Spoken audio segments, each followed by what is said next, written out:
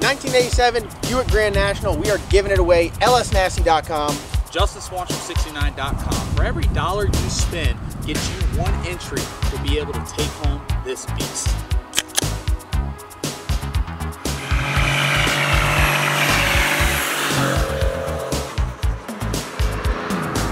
That can be you.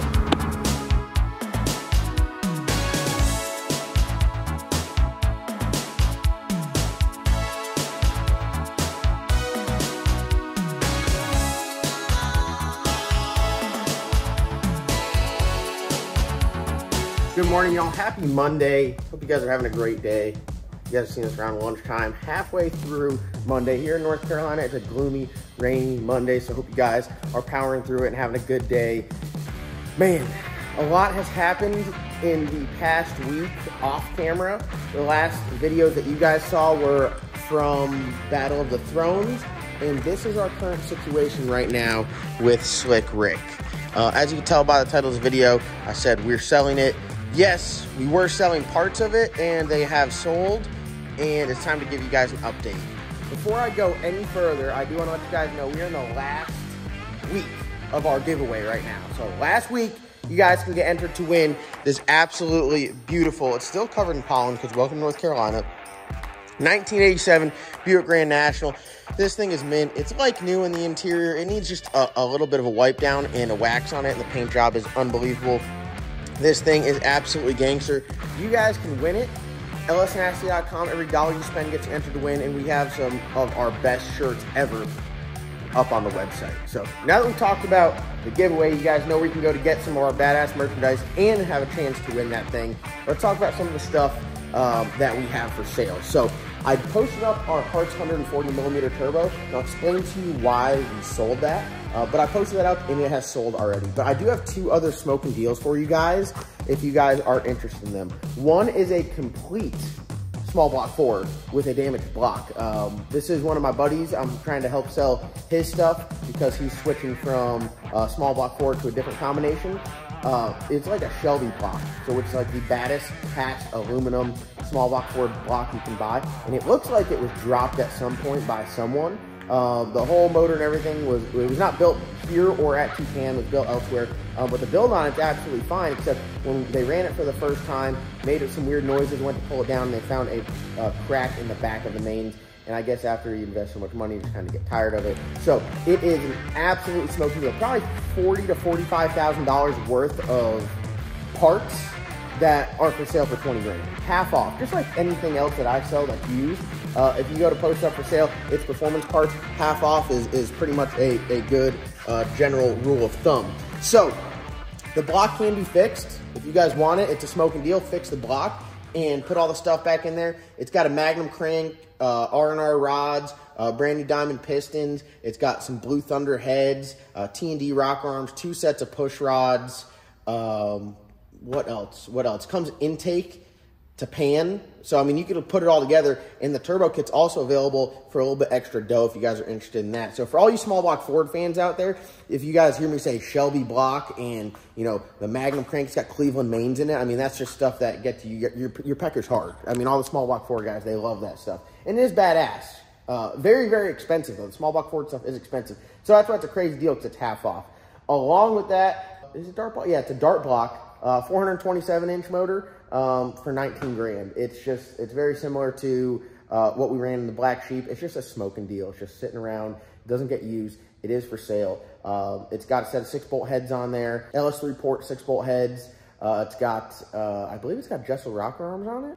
It's got 4-inch stroke crankshaft, R&R aluminum rods, Magnum crank. I mean, it's a bunch of really nice shit. That motor is probably, you're looking at like $35,000 for sale for 19 grand. So we got some stuff for sale. If you guys are interested and want to get in racing, you can send me a message on Facebook, comment on here, a way for me to get up with you, or Facebook Messenger. That works on the John Doc page.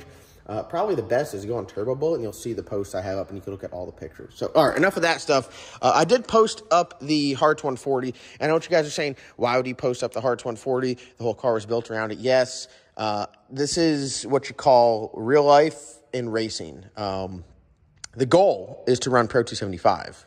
So with that, class racing, there are minimum weights. The minimum weight for a single turbocharger is less than twin turbochargers, which was great because when we built the car, we built it around meeting that weight, and we were about 20 pounds shy of where we needed to be, which is perfect because now you can put 20 pounds in the car and figure out where you need to go. Well, we put new four-link brackets in the car, and then the car seemed to like when we put weight behind it, so we kept putting more and more weight until it liked it, until we can go really fast in the heat of the day. Weight there, weight there, weight there, weight there. So now, after adding 200 plus pounds, we are nowhere near what our minimum weight could be for a single turbocharger. So there's no point to go out and race heavy. We did it with the Black Sheep and LDR. We were 150 pounds overweight.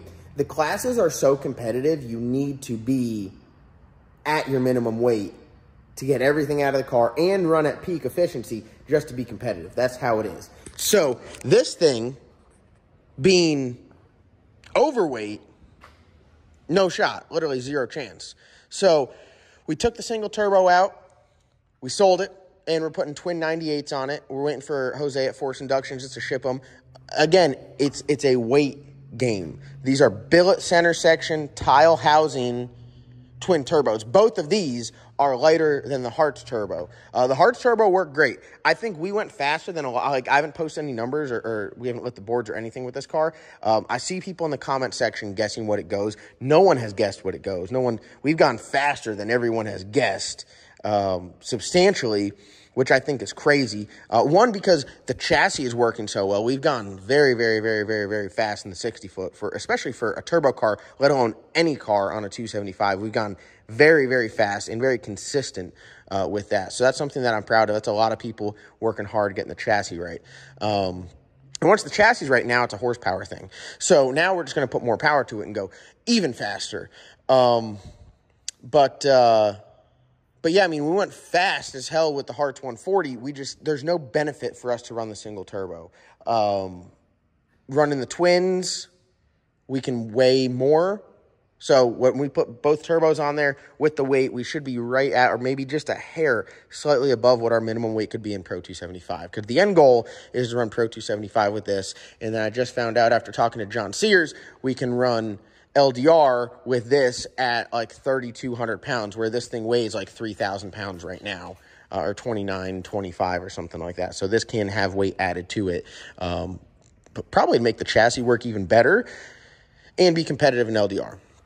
But yeah, so that's the plan. So some people, they were in the comment section like, man, John posted that turbo for sale. The turbo sold. Yes, it was a good turbo. I sold it on a smoking deal. Just like everything else, I sold it about half off.